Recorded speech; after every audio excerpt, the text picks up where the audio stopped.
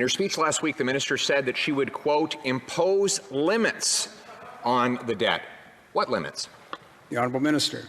I think, Mr. Speaker, that in my answer around the retroactivity of... Honourable Member. Is there a number? I think in my answer around retroactivity of the rent subsidy, I have been pointing to some limits that our government is imposing. We're thoughtful about targeting our support where... The Honourable Member. So is there a dollar figure to which she would limit the debt? Minister. As I said in my speech last week... The Honourable Member. Is there a dollar figure that she would impose on the debt? Yes or no? The Honourable Minister. What I said last week was we are mindful that limits exist. The Honourable Member. What are they? The Honourable Minister. There is no blank check. The Honourable Member. Is her limit a percentage or a dollar figure? Honourable Minister. Unlike the member opposite, I'm the finance minister, and I need to be very careful with my words. That's right. Honourable Member. I wish she were as careful with numbers. So what is the number? Honourable Minister. I am absolutely as careful, and that is why I carefully said last week. Honourable Member. Listen, it's a very direct question. What is the dollar value limit that she claimed and she promised she would impose on our debt?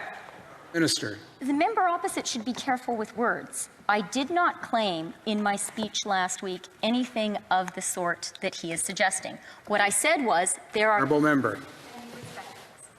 Actually, she did. She said that she would, quote, impose limits on the debt. I'm just asking her to tell us what are her limits. The Honourable Minister. I used my words very carefully, and I said that I would have more to say about the restraints we would impose on ourselves in the fiscal update we will offer later this year. Member. She seems to want to take back her speech now. She said that she would impose limits on our debt. She said it, not me. Tell us, what is the limit? Honourable Minister.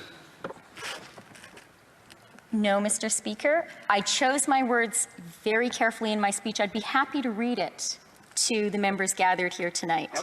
And I was very careful in saying, yes, there are limits, and in saying I'd have more to say about them later this year, not tonight. The Honourable Member. I'll read it. She said that her government will, quote, impose those limits upon itself. Her words, not mine. What limits? The Honourable Minister. No, that's a very fair quote, and I meant what I said, and I also said I would have more to say later this year in my fall fiscal update. It's not coming tonight.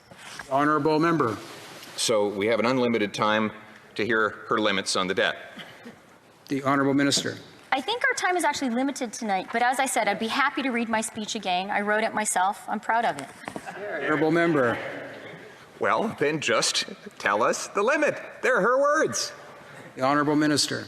Actually, in my speech, I was quite clear that I would have more to say about the limits we would impose upon ourselves in the fall economic update.